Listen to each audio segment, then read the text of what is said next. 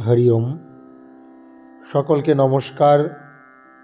আমরা যে গীতার সুর ও উচ্চারণ শিখছিলাম, আমরা গতদিন প্রথম অধ্যায় অর্জুন বিষাদ যোগের ২৭ নম্বর শ্লোক পর্যন্ত অধ্যয়ন করেছি। আজকে আমরা ২৮ থেকে ৩৫ নম্বর শ্লোক পর্যন্ত অভ্যাস করব। আমাদের যাদের কাছে গীতা, শ্রীমদ্ ভগবদ্ গীতা পুস্তকটি আছে, তারা অবশ্যই আমরা বের করব। আমাদের আজকের অভ্যাসের বিষয় প্রথম অধ্যায় অর্জুন বিষাদ যোগ, শ্লোক ২৮ থেকে ৩৫। অর্জুন উবাচ কৃপয়া পরয়াবিষ্ট বিষিদন্নিদমব্রবীৎ। কৃপয়া পরয়াবিষ্ট বিষিদন্নিদমব্রবীৎ। দৃष्ट्वेनं स्वजनं কৃষ্ণ, দৃष्ट्वेनं स्वजनं কৃষ্ণ। যে দৃষ্ট্বে, এই মধ্যনাস এবং ট মূর্ধাবর্ণ, জিভকে করে উল্টো করে মূর্ধাস্থানে লাগিয়ে উচ্চারণ করতে হবে। দৃष्ट्वेनं स्वजनं কৃষ্ণ। অনেকে আমরা বলি দৃষ্টেনম স্বজনম, না, স্বা এরম আছে। স্বাজন, স্বয়ং, স্বা দন্তস বয়ের উচ্চারণ করতে হবে। দৃष्ट्वेनं स्वजनं কৃষ্ণ युयुत्सुं समुपस्थितं, युयुत्सुं समुपस्थितं। सीदन्ति मम गात्राणि मुखं च परिशुष्यति। सीदन्ति मम गात्राणि मुखं च परिशुष्यति। बेपथुश्च शरीरे मे, बेपथुश्च शरीरे मे रोमहर्षश्च जायते, रोमहर्षश्च जायते, रोमहर्षश्च जायते। এবার ৩০ নম্বর শ্লোক।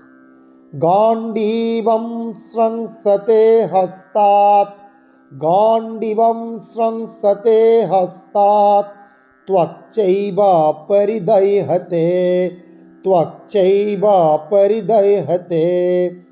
ন চ শক্নম্যবস্থাতুম, ন চ শক্নম্যবস্থাতুম ভ্রমতীব চ মে মনঃ, ভ্রমতীব চ মে মনঃ। এবার ৩১ নম্বর শ্লোক। নিমিত্তানি চ পশ্যামি, নিমিত্তানি চ পশ্যামি বিপরীতানি কেশব। বিপরী, এই যে দীর্ঘস্বরের টান, বিপরীতানি, বিপরীতানি চ কেশব, কেশব এরকম করে। ন চ শ্রেয়োনুপশ্যামি, ন চ শ্রেয়োনুপশ্যামি হত্বা স্বজনমাহবে। এই ন চ শ্রে তালিবস্যের উচ্চারণ তালুর স্থানে লাগিয়ে করতে হবে। ন চ হর্ষস্বর।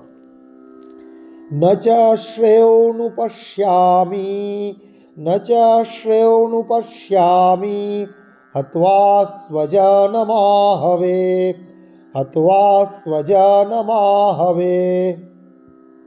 এবার ৩৩ নম্বর শ্লোক। ন কাঙ্ক্ষে বিজয়ম কৃষ্ণ, ন কাঙ্ক্ষে বিজয়ম কৃষ্ণ ন চ রাজ্যম সুখানি চ, ন চ রাজ্যম সুখানি চ।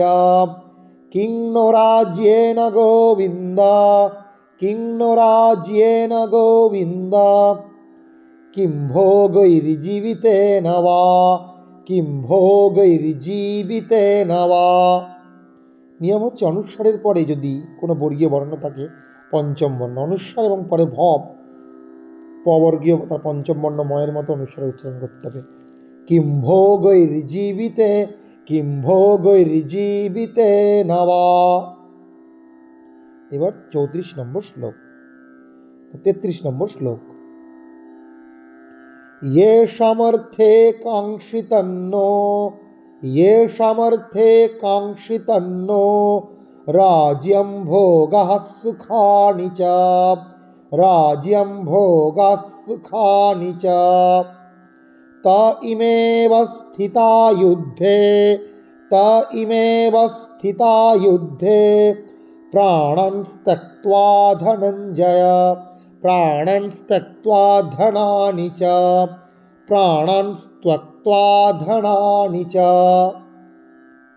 34 নম্বর শ্লোক। आचार्यः पितरः पौत्राः तथैव च पितामहाः मातुलः श्वशुराः पौत्राः श्यालः সম্বন্ধিনস্তথা। এই যে দন্তাস এবং তালিবাস উচ্চারণে কিন্তু ভ্যারিয়েশন আমাদেরকে দেখাতে হবে। আবার একবার এই শ্লোকটা করছি। आचार्यः पितरः पौत्राः तथैव च पितामहाः मातुलः श्वशुराः पौत्राः श्यालः सम्बन्धिनस्तथा। 35 নম্বর শ্লোক। एतान्न हन्तुमिच्छामि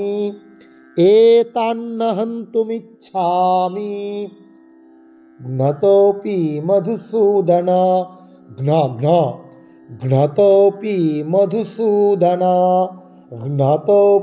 मधुसूदन अपि त्रैलोक्यराज्यस्य हेतुः किं नु मही कृते।